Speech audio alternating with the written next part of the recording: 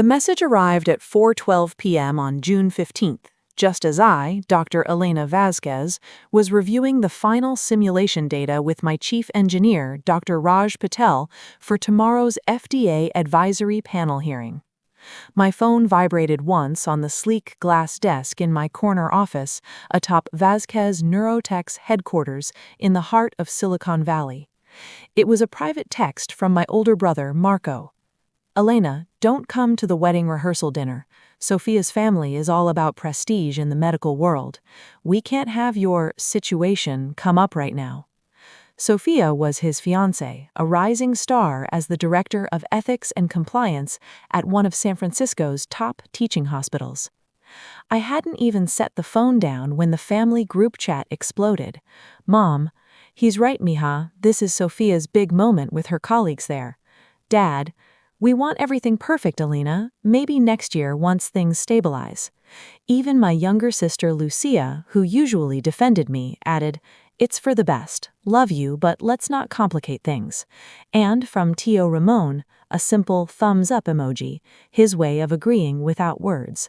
Your situation, that's what they still called it, years after I'd walked away from the path they'd all celebrated. I read each message feeling that familiar knot in my gut, the one that twisted tighter with every family dismissal. I typed back, "Understood." Then I flipped the phone face down. Through the floor-to-ceiling windows overlooking the bustling tech campuses below, I could see the sun dipping toward the bay, casting golden hues over the innovation hubs that had become my world. Raj was waiting patiently, his tablet open to the latest AI algorithm tweaks for our neural mapping device. None of them in that group chat had any idea that tomorrow morning, Sophia would stride into the most critical regulatory showdown of her career and come face to face with the woman she'd unknowingly been investigating, the CEO of the company revolutionizing neurosurgery. Have you ever been deliberately excluded from a family milestone because they thought you'd tarnish it? If so, share in the comments. I read them all. Who knows, your story might mirror what's about to unfold here in ways you can't imagine. I set the phone aside and turned back to the holographic display on my desk, where Raj was highlighting potential vulnerabilities in the FDA's preliminary concerns about our device's data privacy protocols. The briefing binder was a monster, over 500 pages of clinical trial results, peer-reviewed studies, and ethical impact assessments we'd compiled over months of relentless preparation. Our assistant, Mia, slipped in quietly with fresh green tea, placing it beside me without interrupting. She knew these marathon sessions. She'd been with me since the early days, when the office was a rented garage in Palo Alto. As Raj dove into the strategy for countering their claims on algorithmic bias and surgical recommendations, my mind wandered back to how I'd ended up here, leading a company that had quietly disrupted the medical device industry. Growing up in our tight-knit family home in East LA, surrounded by the aromas of abuelita's tamales and the chatter of relatives crammed into our modest bungalow, the expectations were crystal clear: stability, community, and carrying on the Vazquez legacy. Dad had immigrated from Mexico City and built a chain of 3 taquerias through sheer grit. Mom managed the books while raising us 4 kids. Success meant practical professions: doctors, lawyers, or taking over the family business. When I got into UCLA undergrad on a full scholarship for pre-med, the celebrations lasted a week. Piñatas, mariachi music, the works. "Our Elena's going to be a surgeon," Dad boasted to every customer. Marco, already in business school, joked about how I'd network with hospital bigwigs to boost the restaurant's catering gigs. Lucia dreamed of following me into nursing. Even little Diego, still in elementary, drew pictures of me in scrubs. But during my sophomore year, I became fixated on the flaws in neurosurgical precision. Traditional methods relied too heavily on human intuition during brain operations, leading to variability in outcomes, especially in complex cases like tumor resections or aneurysm repairs. I started tinkering with machine learning models in the dorms, integrating real-time imaging data with predictive analytics to guide surgical tools. Professors noticed. I aced electives in biomedical engineering and turned down summer gigs at Dad's taquerias to intern at a biohacker lab. After graduation, the residency offers poured in. Johns Hopkins, Mayo Clinic, all the prestigious programs our family revered. Mom organized family prayers for my match day. Dad framed my acceptance letters. But I deferred them all. Instead, I joined a scrappy medtech startup in the Valley as a junior developer, learning the ropes of device prototyping. They were skeptical at first when I pitched AI-assisted neural probes, but I proved the concept with simulations that cut error rates by 35%.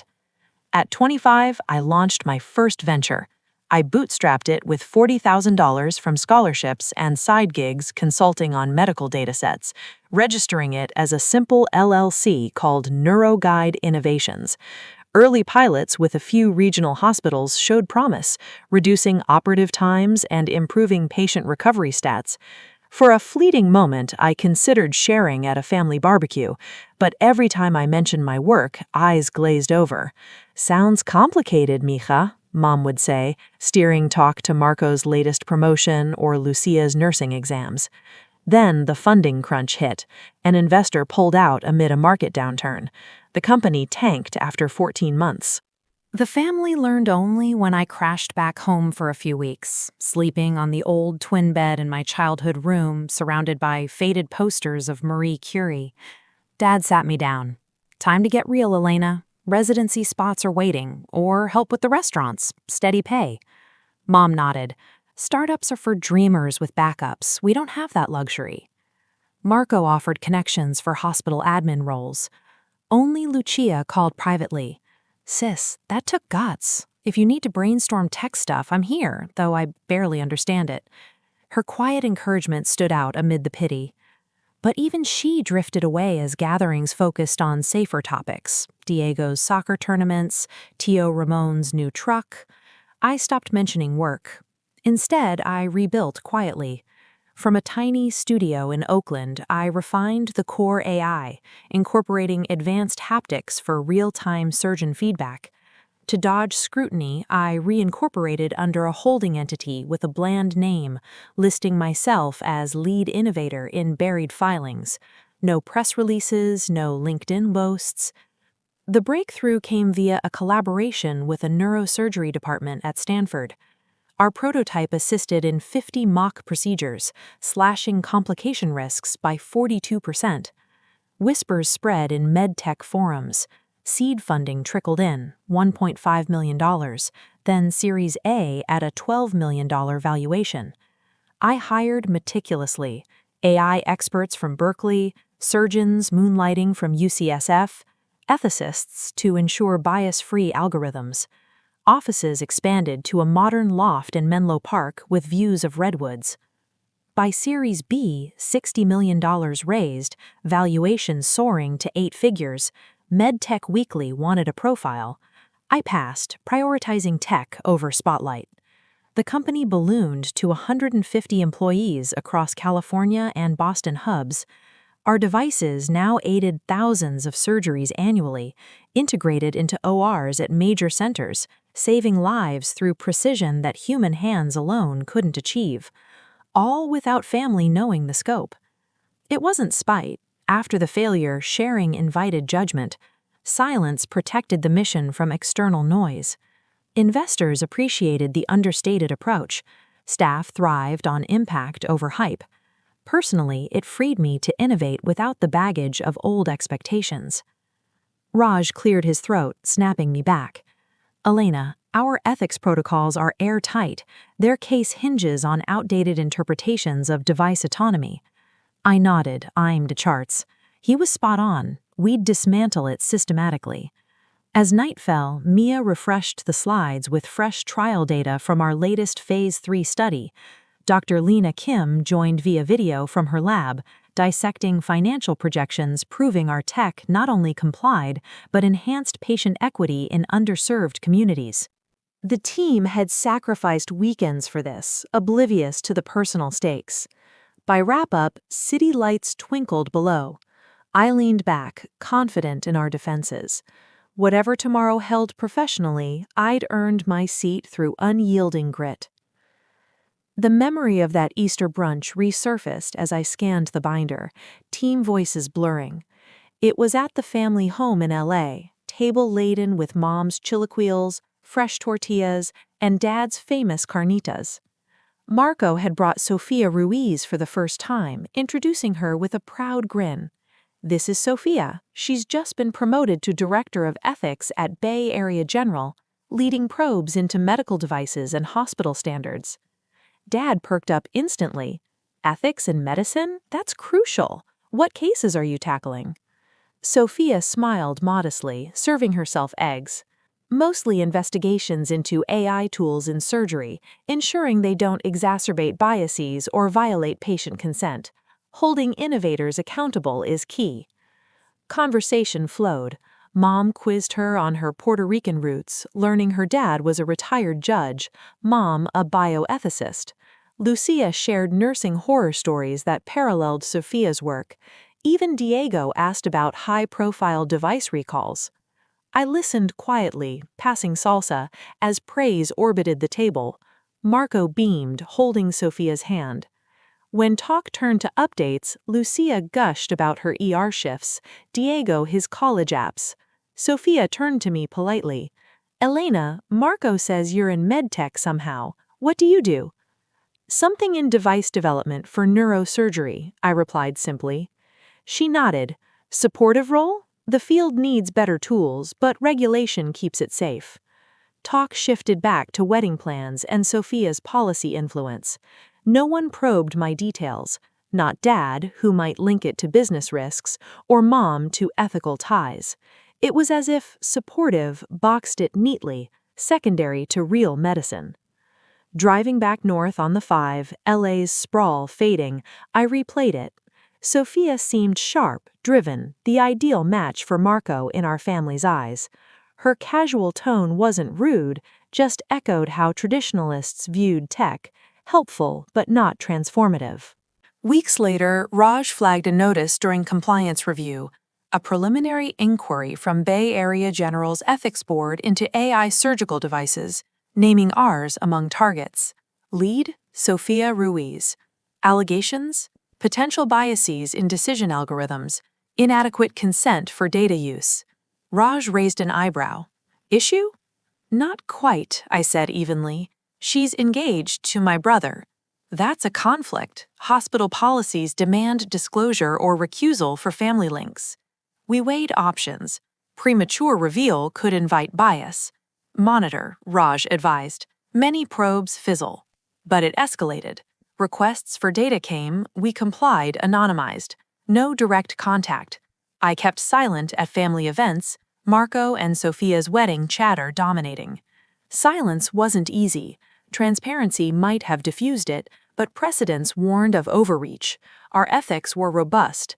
Algorithms audited for fairness, consents multi-layered. Prep intensified as hearing loomed. Lena modeled impacts, Mia coordinated auditors. Team rallied, sensing gravity without personal context. In updates, resolve grew. Biases from that brunch wouldn't sway hacks. This was about evidence, innovation saving lives. That 4th of July, I spent alone in my loft overlooking the bay, fireworks bursting over the water. Takeout from a favorite fuss spot, a glass of Sauvignon Blanc. Quiet was chosen after years on family fringes. Phone lit with group chat photos, Marco and Sofia at a Malibu party, toasting with her hospital crew, Lucia's selfies from the beach. Sofia posted, "Excited for a big ethics win soon, protecting patients from unchecked tech." Irony hit hard. We'd prepped for every angle, with audits and studies backing us. Sleep came deep.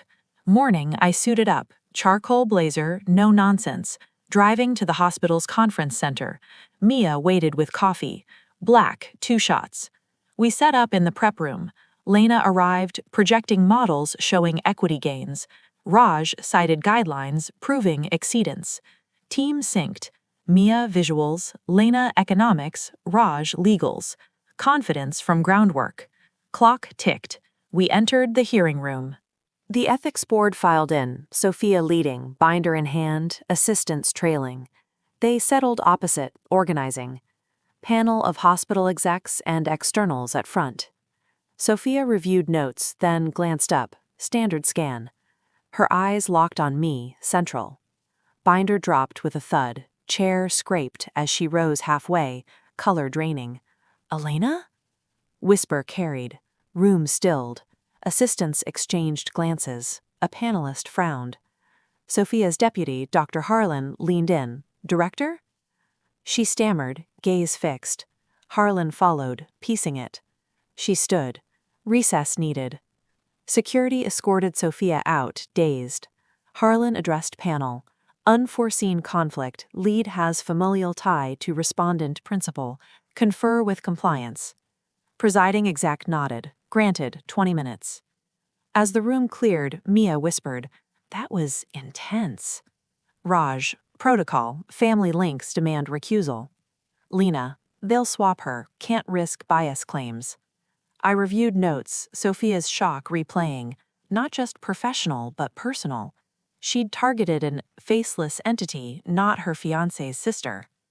Reconvened, Harlan with substitute lead, Dr. Voss. "Due to undisclosed connection, Director Ruiz recused. I take over." Panel accepted. Proceedings resumed. I opened. "Good morning, Dr. Elena Vasquez, founder and CEO of Vasquez Neurotech. Honored to address concerns." Screen lit with overview, timeline, metrics, demographics. I detailed device, AI neural probes integrating imaging, predicting paths, minimizing risks. 2 consents, flipping slides. Explicit opt-ins, plain language, revocable. Audits show 99% compliance. Mia on finances. Charts of cost savings, reduced disparities in care. Raj legals, point-by-point rebuttals, no bias, annual third-party tests per FDA standards. Panel questioned, edge cases, data integrity, scalability. We responded with exhibits, studies, correspondences. Voss cross-examined steadily, less aggressively than Sophia might. Hours passed, data versus interpretation. By afternoon, closure. Panel. Testimony comprehensive, record open for submissions, but initial view, issues from applying old rules to new tech. Harlan conceded points in summary. Packing, shift felt, not victory, but nuance recognition. Mia gathered files. Lena, better than projected. Raj, likely guidance, no sanctions. I eyed Sophia's empty seat. Collision forced transparency. Exiting, Team Boyd.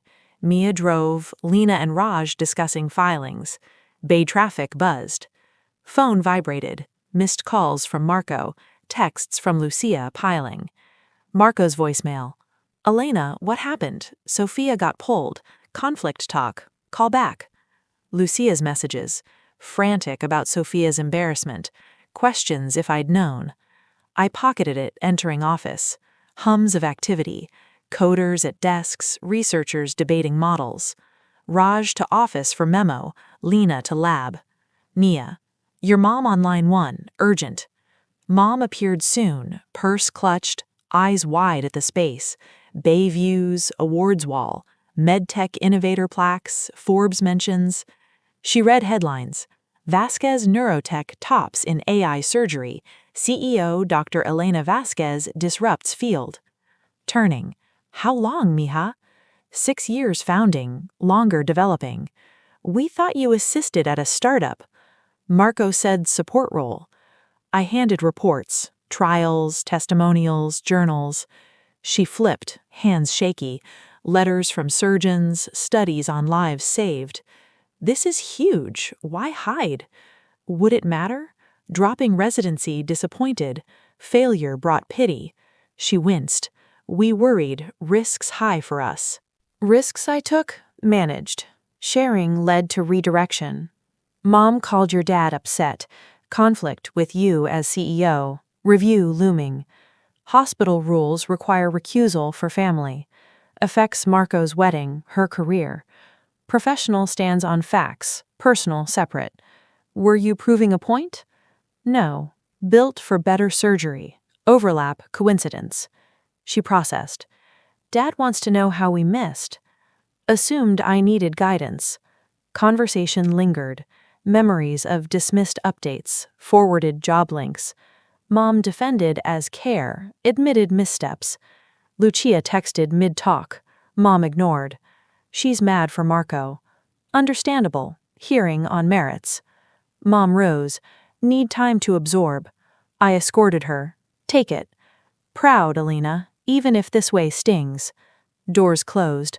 Back to desk, Mia brought water. Okay? For now. Events shifted dynamics, foundation solid. Sophia and Marco arrived unannounced days later. Mia buzzed neutrally. I cleared time. They entered. Sophia tense, Marco drained. Seats offered. Sophia sat quick, Marco hesitant. Silence heavy. Marco first. Explain the recusal. Once targeted, I noted connection, submitted transfer, denied by boss for metrics. Paused. Should have escalated. Sophia sharp. You knew months? Timing feels sabotage, before invites. Let words hang. Not engineered, paths crossed. Paths don't cross, so built empire secret, let probe proceed, then reveal. Door opened, Lucia entered, bag in hand. Heard you're here, need full talk. Sat beside them. Elena, success deserved, but bomb without warning wrecked wedding. Sophia under review. Feels payback for past. Sophia nodded. If shared earlier, clean recusal. Instead, public blow-up. Lucia, family, heads up due. Accusations built, folder with guidelines passed to Marco. Standards clear, disclosure upon awareness. He read, tightened. No rules. Then review procedural. Sophia, you could have mitigated. Lucia, or not hidden. Choices over years, sharing invited interference. Sophia rose, prioritized company over family. Marco, this fractures us. Lucia supported, think, Elena, bonds matter. They left, Marco last. Impressive work, evidence strong. Door closed. Mia, need anything? Space. Confrontation clarified boundaries. Fallout unfolded slowly. Sophia's review escalated. Timeline showed delayed disclosure triggering probe. Suspended 3 months, promotions stalled. Marco postponed wedding. Sophia's family cited reputation risk. Lucia distanced, messages curt. Dad emailed once, unread. Mom sent photos, unanswered. I changed number, sold family share in old home. Vasquez Neurotech flourished. Post-hearing, partnerships with Johns Hopkins, international queries. Team grew, board on acquisitions. Weekends, hikes in Muir Woods, dinners with staff, chosen family. No reconciliations, divides from diverged expectations, no malice. Success needs no validation from unbelievers. Build what matters, protect energy. For those diverging, persist. Work endures. The weeks following the hearing blurred into a tense limbo. The hospital's ethics review of Sophia's conduct moved quickly once the internal audit team dug into the timeline. Emails, meeting notes, and submission logs painted a clear picture. Sophia had flagged the potential family connection as soon as the inquiry named Vasquez Neurotech specifically, back in early March. She'd submitted the standard conflict of interest form to her supervisor, Dr. Harlan, requesting reassignment, but the response had been a curt denial. Case visibility high, your expertise critical, proceed with safeguards. No escalation to the hospital's Office of Compliance, no formal recusal discussion. The board interpreted it as negligence under their strict policies. Any appearance of bias in a high-stakes ethics probe could undermine the institution's credibility. Sophia was placed on paid administrative leave within 10 days of the hearing, pending a full investigation. Marco called me twice in that period, voicemails left late at night. The first was raw. Elena, Sophia's on leave. they're talking suspension. This is destroying her career. We need to talk. The second, angrier. You knew how this would play out. Why didn't you say anything earlier? A heads up could have prevented this mess. I didn't respond. Not because I was cruel, but because anything I said would be twisted into evidence of premeditation. The truth was procedural. I'd followed my own counsel's advice to let the process unfold without interference. Disclosing my identity prematurely could have invited accusations of influence peddling, or even a broader investigation into the device itself. Better to let the evidence speak. The wedding plans unraveled in slow motion. Sophia's family, old school Puerto Rican lawyers and academics, had always emphasized reputation. Her mother called Marco's mom to express deep concern about the optics. Whispers at hospital functions turned into sideline glances. The perfect couple narrative cracked under the strain. Marco postponed the date indefinitely, citing logistical issues. Sophia moved out of their shared condo in Noe Valley, taking a small apartment in Oakland while she fought the review. Social media went quiet. No more joint photos, no countdowns to the big day. Lucia texted me once, "You happy now? This is what you wanted?" I left it on read. Dad tried once more. An email, subject line, family. "Alina, your mother and I are worried. This isn't how we raised you. Come home for dinner. Let's talk like adults." I stared at it for a long time before archiving it. Home wasn't the bungalow in East LA anymore. It was the loft with the view of the bay, the quiet where I could think without interruption. Marco called me twice in that period. Voicemails left late at night. The first was raw. "Elena, Sophia's on leave. They're talking suspension. This is destroying her career. We need to talk." The second, angrier. "You knew how this would play out. Why didn't you say anything earlier? A heads up could have prevented this mess." I didn't respond. Not because I was cruel, but because anything I said would be twisted into evidence of premeditation. The truth was procedural. I'd followed my own counsel's advice to let the process unfold without interference. Disclosing my identity prematurely could have invited accusations of influence peddling or even a broader investigation into the device itself. Better to let the evidence speak. The wedding plans unraveled in slow motion. Sophia's family, old school Puerto Rican lawyers and academics, had always emphasized reputation. Her mother called Marco's mom to express deep concern about the optics. Whispers at hospital functions turned into sideline glances. The perfect couple narrative cracked under the strain. Marco postponed the date indefinitely, citing logistical issues. Sophia moved out of their shared condo in Noe Valley, taking a small apartment in Oakland while she fought the review. Social media went quiet. No more joint photos, no countdowns to the big day. Lucia texted me once, "You happy now? This is what you wanted?" I left it on read. Dad tried once more. An email, subject line, family. "Elena, your mother and I are worried. This isn't how we raised you. Come home for dinner. Let's talk like adults." I stared at it for a long time before archiving it.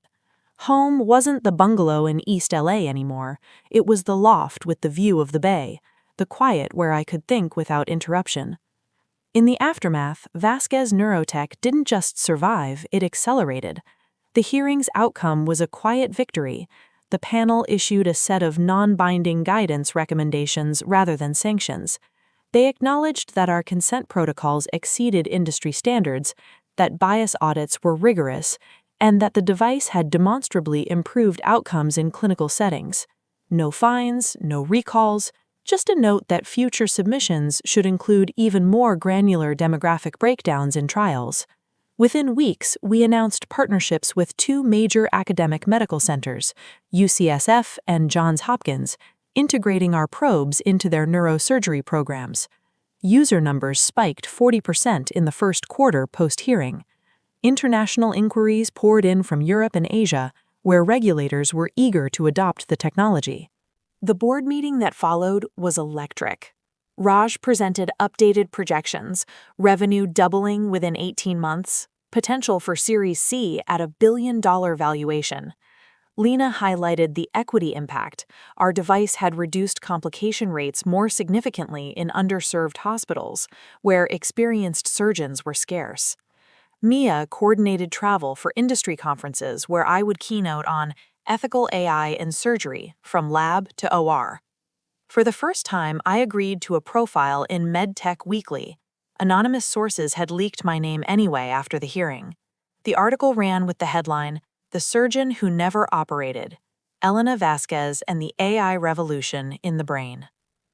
I started small philanthropic efforts through the company, an anonymous scholarship fund for Latinx students in biomedical engineering, covering tuition and mentorship, grants to community clinics for training on our devices. My name stayed off the public materials. It was about the work, not the credit. Personally, I made changes too. I upgraded my security, new phone number, email aliases for family contacts. I sold my partial stake in the family home. The proceeds funded a down payment on a small cabin in the Sierra foothills, a place to retreat when the valley felt too loud. The silence from the family grew complete. Lucia blocked me on social media after a final message. "You chose your company over us. Don't pretend you're the victim." Marco unfriended me on everything. Mom sent one last text, a photo of the old family Christmas tree. Caption, "We miss you, mija." I didn't reply. The divide wasn't born from a single betrayal, but from years of mismatched expectations. They had wanted a doctor who fit neatly into their world of stability and community pride. I'd chosen a different path, one that required silence to survive the scrutiny. Months passed. The Sierra cabin became my weekend sanctuary. I'd hike the trails alone, letting the pine air clear my head. Back in the office, the team expanded again. New hires from MIT and Caltech, a dedicated ethics team to stay ahead of evolving regulations. Board discussions turned to acquisitions, a smaller firm specializing in haptic feedback, another in real-time imaging. Rosa, our CFO, presented forecasts showing sustained 60% year-over-year growth. Raj led R&D on next-gen probes that could assist in spinal surgeries. Mia managed the chaos with calm efficiency, scheduling my speaking engagements and fielding media requests. One evening in late summer, as the sun set over the bay, I stood on my loft balcony with a glass of wine. The city lights glittered below, a reminder of how far I'd come. I thought about the Easter brunch, Sophia's polite dismissal of my supportive role. I thought about the hearing room, her shock, the dropped binder. I thought about the family group chat, the exclusion texts, the "your situation." None of it had been planned. The overlap was coincidence, amplified by the silence I'd chosen long ago. But in that silence, I'd built something real, tools that saved lives, reduced suffering, democratized expertise. Success didn't require their approval. It stood on its own. The surgeons who trusted the probes in the OR, the patients who woke up with better outcomes, the students who would follow in my path. I raised my glass to the horizon, to the work, to the future. The following spring, the company hit another milestone, FDA clearance for an expanded indication, our probes now approved for pediatric brain tumors. The press release went out under my name, no more anonymity. Invitations to testify before congressional committees on AI in healthcare followed. I spoke at TEDx San Francisco, sharing the story of the failed startup, the quiet rebuild, the collision of worlds. I didn't mention the family drama, it wasn't relevant. The focus stayed on the technology and the lives it touched. One day, Raj forwarded an email from a former resident classmate of mine, someone I'd trained with before deferring. "Saw your TED Talk. Proud of you, Alana. We all thought you'd burn out, but look at you, changing the field." I smiled. That was enough. The family never reached out again. Marco and Sophia's relationship ended quietly. She moved to Seattle for a new role at a smaller hospital. Lucia got engaged to a fellow nurse. The wedding was small, no invitation extended. Dad's taquerias expanded to a fourth location. Mom retired to manage the books. Life moved on. I didn't attend any of it. The distance felt permanent, not out of bitterness, but acceptance. Paths diverge. Expectations clash. Sometimes the deepest connections aren't the ones we're born into, but the ones we build. For anyone watching their own path stray from what family expects, I offer this. Protect your vision. Build in silence if you must. The right people, the ones who see the work, not the role, will find you. The others will fade. And the mission? It endures. I closed my laptop that night, the bay dark outside. Tomorrow, another hearing, another milestone. The work continued.